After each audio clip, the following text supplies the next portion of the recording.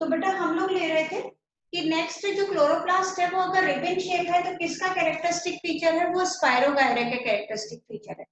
Spirogyra का अगर मैं स्ट्रक्चर लेती हूँ, मैं यहाँ पे स्पायरोगायरा बनाती हूँ, spirogyra remain attach to the substratum, किसी भी सॉलिड चीज के साथ स्पायरोगायरा एल्गी अटैच रहती है। तो इसमें क्या होता है, नीचे सेल प्रेजेंट होती है जिसको कहा जाता है होल्ड फास्ट। ये स्पायरोगायरा की सेल है होल्ड फास्ट। इसके ऊपर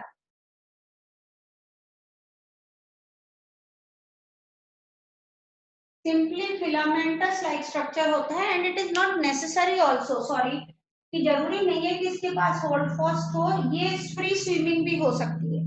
तो यूजुअली ये रिबन शेप होती है। अगर मैं इसका स्ट्रक्चर ड्रॉ करती हूँ, तो ये मैं स्पायरोगायरा का स्ट्रक्चर ड्रॉ करती हूँ, तो इसके अंदर इस तरह से सेल्स प्रेजेंट होती है और इन सेल्स में ये रिबन शेप इस तरह से।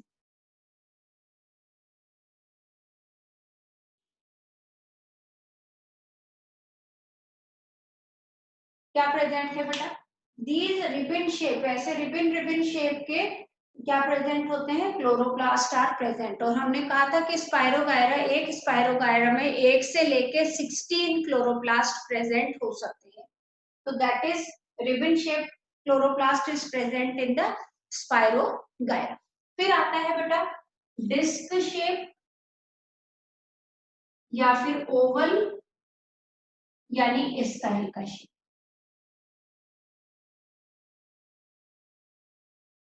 ये शेप सभी हायर प्लांट्स में, all higher plants are having this shape of chloroplast. इस तरह के क्लोरोप्लास्ट सभी हायर प्लांट्स के अंदर प्रेजेंट होते हैं। तो ये तो हो गए बेटा हमारे types of chloroplast present in the different plants और डिफरेंट मेंबर्स। अब हम लोग आते हैं the structure of the chloroplast. अब हम स्ट्रक्चर ऑफ क्लोरोप्लास्ट कर रहे हैं, बहुत इंपॉर्टेंट है, ध्यान से समझना। ये समझ गए तो सारे क्वेश्चंस अटेम्प्ट कर सकते हैं। तो सबसे पहले it is a double unit membrane cell organelle. एक आउटर मेम्ब्रेन बना दी बेटा, मैं इससे बना रही हूँ because I can rub it. तो बेटर हो कि आप पेंसिल से बनाओ, क्योंकि बीच में आपको उसको रबिंग करना पड़ेगा, यानी इरेज करना पड़ेगा। पेन से मत बनाना प्लीज, नहीं तो फिर वो कर नहीं पाओगे। ये होती है बेटा सेकेंड मेम्ब्रेन।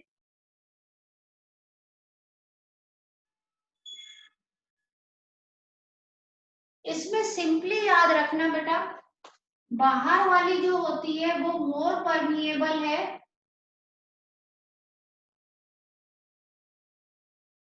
और ये वाली जो है वो लेस परमिएबल है। तो हम ये कह सकते हैं, कई बार नीट में इसको अपोजिट वर्ड्स में लिख देते हैं। कैसे लिख देते हैं कि ये सेलेक्टिवली परमिएबल, तो इसके आगे लिख देते हैं लेस सेलेक्टिवली परमिएबल।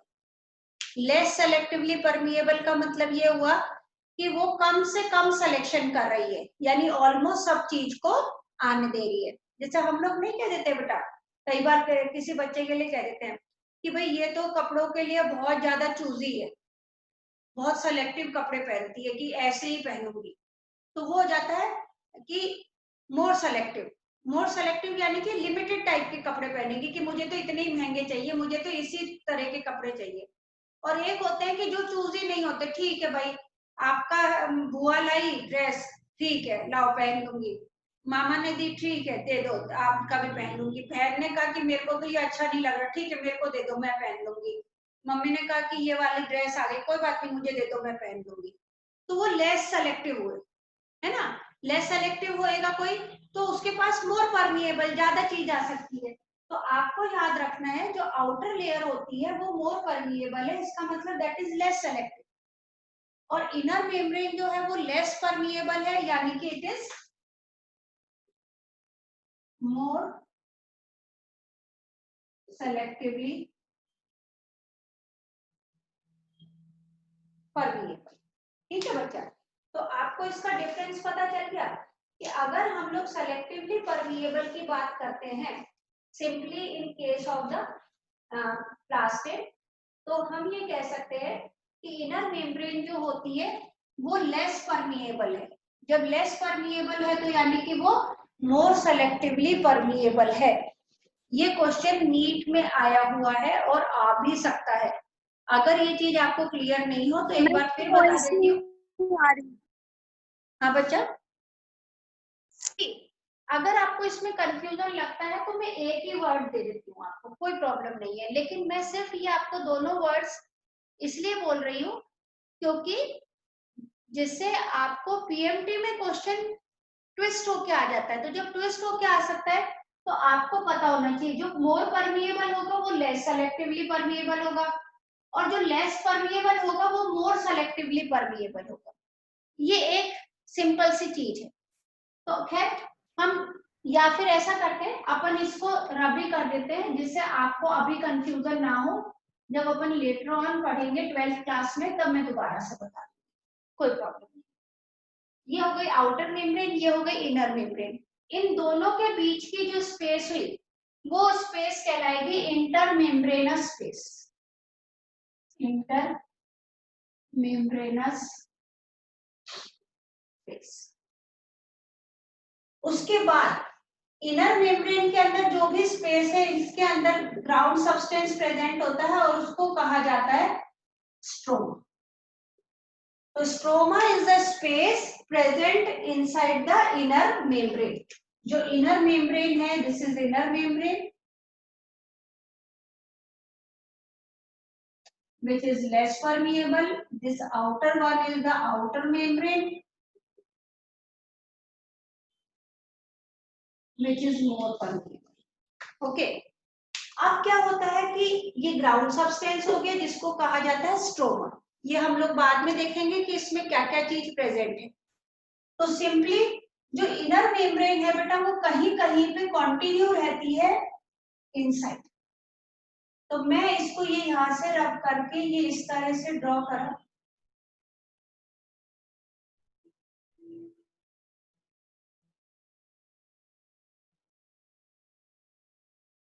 ओके तो ये जब ड्रॉ कर रही हूं तो यहाँ पे मैं कॉइन लाइक स्ट्रक्चर्स बना रही हूँ। ये कॉइन लाइक स्ट्रक्चर, तो these coin like structure are called as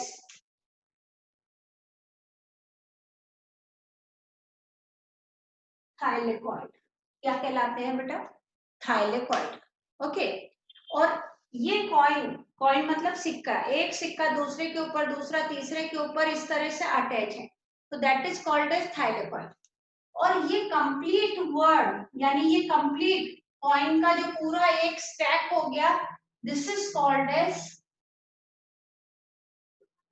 grana. ये बच्चों को थोड़ा कंफ्यूज कर जाते हैं। बच्चों को क्या लगता है कि ये ग्रेना है, ये ग्रेना नहीं है बेटा। ये कंप्लीट जो कॉइन एक के ऊपर एक के ऊपर एक कॉइन स्टैक बना देते हैं। जैसे अपन 50 पैसे का सिक्का, 50 पैसा तो छोटा हो जाता है, 5 रुपीज का कॉइन है, एक कॉइन रखा फिर उसके ऊपर दूसरा तीसरा छोटा ऐसे रखते जाओ तो इतनी बड़ी स्टैक बन जाएगी। तो complete stack is called as grana. Granum singular word granum, plural आ जाएगा ग्रेना। और वैसे it is called as thylakoid. वैसे इसको क्या कहा जाएगा? थाइलेकॉइड कहा जाएगा। इधर भी मैं बना देती हूँ बेटा। ये कितने भी स्टेप्स हो सकते हैं, ये नहीं कि इधर 4 बनाए तो मैं इधर 4, इधर 5 भी हो सकते हैं, 6 भी हो सकते हैं, 15 भी हो सकते हैं, 20 भी हो सकते हैं। अब बेटा ये ग्रेनम हो गया, ये ग्रेनम हो गया, तो both the granum are attached together, एक दूसरे के साथ इंटरकनेक्टेड रहते हैं। And these granum are also connected with the inner membrane, inner membrane के साथ भी कनेक्टेड रहते हैं। तो इस इन मेम्ब्रेन को कहा जाता है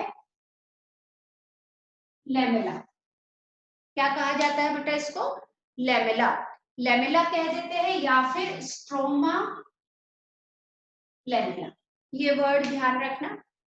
यानी stroma lamella is the tubular structure which remain connected with the inner membrane at one side or with the grana on the other side, या फिर दो ग्रेना के बीच में जो ट्यूबुलर स्ट्रक्चर प्रेजेंट होता है उसको भी क्या कहा जाता है, स्ट्रोमा लेमेला कहा जाता है, यानी कि इसको भी स्ट्रोमा लेमेला और इसको भी stroma lamella.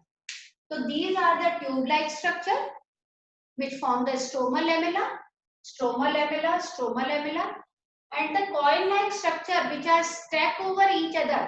So each coin like structure is called as thylakoid, and all these thylakoid together it forms the granum. सारे मिलके क्या बनाते हैं बेटा, ग्रेनम। अब जरूरी नहीं है कि दो इंटरग्रेना ही हो, बीच में खाली एक ग्रेनम भी प्रेजेंट हो सकता है इस तरह, and they remain attached at this side and the another one is at this। इस तरह से इनके अंदर बहुत सारे ग्रेनम प्रेजेंट होते हैं और ग्रेनम के साथ में अटैच रहते हैं स्ट्रोमा लेमेला। ये तो होगा बेटा इनके ट्यूबुलर पार्ट। अब आता है कि इसके अंदर ग्राउंड सब्सटेंस जो प्रेजेंट है जिसको हम कहते हैं स्ट्रोमा। अब इस स्ट्रोमा में क्या क्या प्रेजेंट है, तो इस स्ट्रोमा में एक तो प्रेजेंट होता है बेटा सर्कुलर डीएनए। क्या प्रेजेंट होता है, सर्कुलर डीएनए। तो this circular DNA is the characteristic feature of the chloroplast and mitochondria. इन दो का कैरेक्टरिस्टिक फीचर है यूकैरियोटिक सेल में। उसके अलावा दे हैव द राइबोसोम्स, इनमें राइबोसोम्स भी प्रेजेंट होते हैं और हमें पता है कि इनके जो राइबोसोम्स होते हैं they are of 70S type. तो they have 70S type of ribosomes. ये बेटा स्ट्रक्चर हो गया। तो इस हिसाब से ये एक बेसिक स्ट्रक्चर मैंने ड्रॉ करा किसका बेटा, क्लोरोप्लास्ट का। अब क्लोरोप्लास्ट जो होते हैं इनके अंदर हम कहते हैं क्लोरो मतलब क्लोरोफिल प्रेजेंट है, तो इनके अंदर पिगमेंट्स प्रेजेंट होते हैं। तो ये पिगमेंट कहाँ प्रेजेंट होते हैं, तो these pigments are present in the grana region. Grana region में पिगमेंट्स प्रेजेंट होते हैं।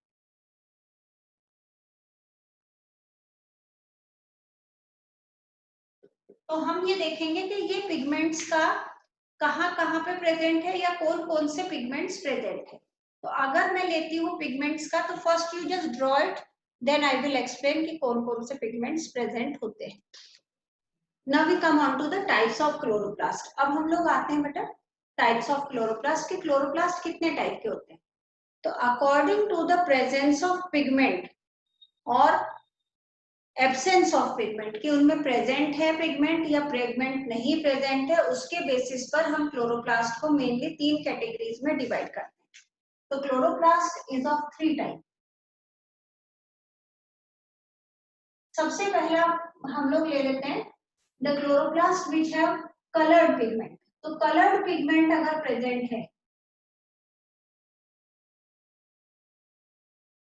तो कलर्ड पिगमेंट कौन कौन से होते हैं बेटा, कलर्ड पिगमेंट्स होते हैं कैरोटिनॉइड्स। ये वर्ड आएगा बेटा कैरोटिनॉइड, CAROTINOID। कैरोटिनॉइड जो होते हैं इसमें कॉम्बिनेशन होता है मेनली 2-3 पिगमेंट्स का। One is carotene, carotene pigment जो गाजर में अबंडेंटली होता है ना, जितने भी रेड कलर के होते हैं, येलो कलर के फ्रूट होते हैं उनमें कैरोटिन पिगमेंट होता है। इसके अलावा ज़ेंथोफिल, ज़ेंथोफिल थोड़ा ब्राउनिश येलो कलर देता है बेटा, तो ब्राउन कलर देता है। इनके डिफरेंट क्वांटिटी के अनुसार कलर्स प्लांट के अलग अलग हो जाते हैं। इसके अलावा एक और होता है जिसको कहा जाता है फाइकोबिलिन्स।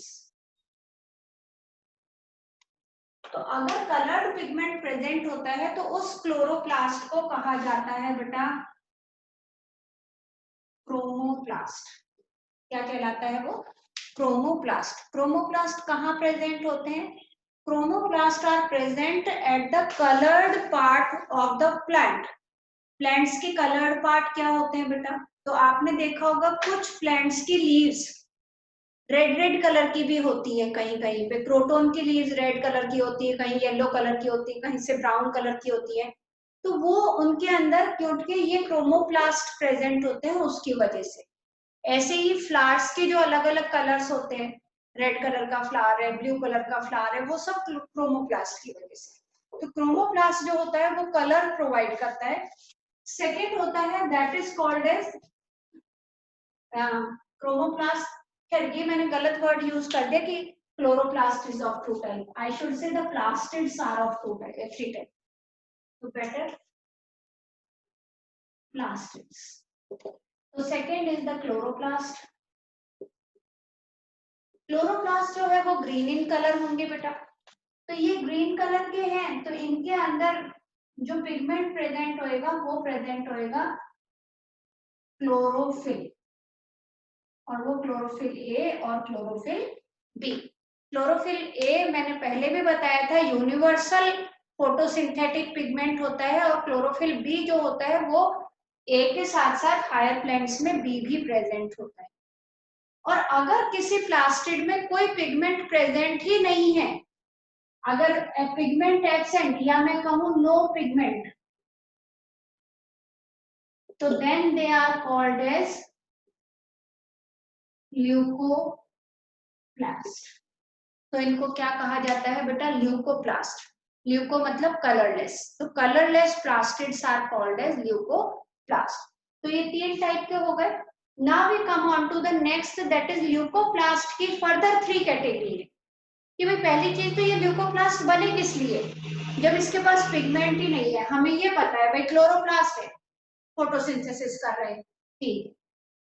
क्रोमोप्लास्ट है, कलर प्रोवाइड कर रहे हैं जिसकी वजह से पॉलिनेटिंग एजेंट अट्रैक्ट हो रहे हैं, साथ में फोटोसिंथेसिस भी कर रहे हैं। ल्यूकोप्लास्ट कोई पिगमेंट ही नहीं प्रेजेंट है, जब पिगमेंट ही नहीं प्रेजेंट है तो फोटोसिंथेसिस ही नहीं कर सकते, तो what is the use of it, इसका यूज क्या है। तो बेटा एक्चुअली जो ल्यूकोप्लास्ट होता है ये फूड को स्टोर करता है। किसको स्टोर करता है, स्टोर फूड। अब फूड को स्टोर करेगा तो कौन कौन से टाइप के फूड स्टोर हो सकते हैं, तो ल्यूकोप्लास्ट को हम फर्दर 3 कैटेगरीज में डिवाइड कर देते हैं कि अगर वो कार्बोहाइड्रेट को स्टोर करता है तो then it is called as amyloplast. अगर वो प्रोटीन को स्टोर करता है तो वो कहलाएगा एल्यूरोप्लास्ट। और अगर वो ऑयल को स्टोर कर रहा है, फैट को स्टोर कर रहा है, तो वो कहलाएगा इलियोप्लास्ट। तो 3 टाइप के प्लास्टिड हो जाते हैं बेटा, एमाइलोप्लास्ट, एल्यूरोप्लास्ट और इलियोप्लास्ट। याद रखने का सबसे सिंपल तरीका, एमाइलेज एंजाइम कार्बोहाइड्रेट को डाइजेस्ट करता है, स्टार्च को, तो जहां पे भी वर्ड एमाइलेज आए सिंपल सा दिमाग में लाओ कार्बोहाइड्रेट या स्टार्च। तो ये कार्बोहाइड्रेट को स्टोर कर रहा है, इसका मतलब ये किसको स्टोर कर रहा है, स्टार्च को स्टोर कर रहा है। एल्यूरोन, मैंने मोनोकॉट सीड का डायग्राम बनाया था, तब मैंने तुम लोगों को अपनी पूरी स्टोरी सुनाई थी उस मेज के सीड पर, अगर याद हो तो थोड़ा सा, इसको ड्रॉ नहीं करना है, बताया था ना when I was in the 11th standard तब। तो ये जो लेयर होती है ये एल्यूरोन लेयर होती है, और aleurone is a type of protein. तो जो प्रोटीन स्टोर करते हैं उस प्लास्टिड को कहा जाता है एल्यूरोप्लास्ट, और जो ऑयल करते हैं तो इलियोप्लास्ट कहलाता है, ठीक है। तो that is called as elaioplast. तो simply they can store the इलेयो, मेरा स्पेलिंग रॉन्ग है बेटा, ELIAAIO, इलेयोप्लास्ट। तो ये ऑयल को स्टोर करते हैं। तो इस तरह से हम प्लास्टिड को कैटेगराइज कर देते हैं इनटू 3 पार्ट्स। तो ये हो गए बेटा हमारे प्लास्टिड्स के टाइप, ओके। ना नेक्स्ट जो हमारा आता है क्लोरोप्लास्ट के ही अंदर, वो आता है बेटा,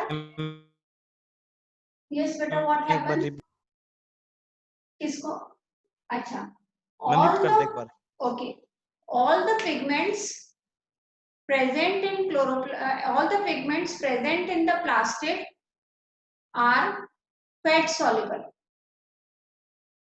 All the pigments present in the plastid are fat soluble, यानी वो फैट में डिसॉल्व हो जाते हैं, ठीक है। अब बेटा आता है कि हम लोग ये बात कर रहे हैं कि क्लोरोप्लास्ट जो है वो एक स्पेसिफिक फीचर शो करता है जिसके लिए वर्ड यूज होता है डाइमॉर्फिज्म। ये हमने पहले भी एक वर्ड यूज करा है, डायमॉर्फिज्म। डायमॉर्फिज्म का मतलब होता है when we can differentiate between the two. जैसे ह्यूमन बीइंग में सेक्सुअल डायमॉर्फिज्म मिलता है, हम लोग एडल्ट स्टेज में बॉय और गर्ल को आइडेंटिफाई कर लेते हैं। पीकॉक और पीहेन में डायमॉर्फिज्म मिलता है। हमें पीकॉक पता है, जिसके लंबे लंबे पंख और सुंदर सा गला होता है, उसको पीकॉक कहते हैं। जो ब्राउनिश कलर की होती है दैट इज कॉल्ड एज पीहेन। तो ये कहलाता है डायमॉर्फिज्म। तो ऐसे क्लोरोप्लास्ट में भी दो तरह के क्लोरोप्लास्ट होते हैं। एक क्लोरोप्लास्ट होते हैं जिनको सॉरी, एक को कहा जाता है ग्रेनल क्लोरोप्लास्ट और दूसरा कहा जाता है स्ट्रोमल, या सिंपली कह दो ए ग्रेनल क्लोरो। ये बच्चे आपके अभी इसमें चैप्टर में नहीं है, लेकिन जब हम फोटोसिंथेसिस करते हैं उस चैप्टर में आता है, इसलिए मैं अभी साइमल्टेनियसली करवा रही हूँ। तो बेटा एक क्लोरोप्लास्ट ग्रेनल, यानी कि जैसा नेम इंडिकेट है इनके पास ग्रेनम प्रेजेंट होंगे। ग्रेनम आपको बताया था ना, ऐसे state like structure is called as granum complete. तो इनके पास क्लोरोप्लास्ट में अगर बहुत सारे ग्रेनम प्रेजेंट हैं तो उन क्लोरोप्लास्ट को कहा जाएगा ग्रेनम क्लोरोप्लास्ट। इस तरह से मैनी ग्रेनाज आते हैं।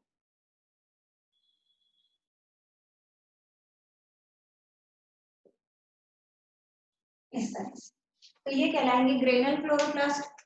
और अगर क्लोरोप्लास्ट में granum are absent, only some of the stroma are present, केवल स्ट्रोमा प्रेजेंट है या कोई एक आधा फ्यू ग्रेनम आर प्रेजेंट, तो then it is called as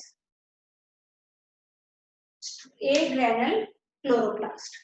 okay, ये यूजुअली किन प्लांट्स में मिलते हैं? तो ये यूजुअली ग्रेनल और agranal chloroplast are mostly present in C4 plants. किसके अंदर मिलते हैं बेटा? C4 प्लांट्स में मिलते हैं।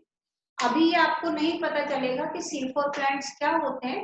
जब हम फोटोसिंथेसिस वाला चैप्टर करेंगे उस टाइम में you will come to know कि what are the C4 plants. तो ये हो गया बेटा हम लोगों का क्लोरोप्लास्ट का कंप्लीट शेप कैसा होता है, साइज कैसा होता है, इंटरनल स्ट्रक्चर किस तरह का होता है, उसमें क्या क्या चीजें प्रेजेंट होती है, और types of the chloroplast on the basis of the presence of pigment, और दूसरा types of the chloroplast on the basis of the presence of grana और द एब्सेंस ऑफ ग्रेना। उसके बेसिस पर हमने क्लोरोप्लास्ट का स्ट्रक्चर कंप्लीट कर लिया है। ठीक है, तो आज के लिए बच्चे इतना ही काफी।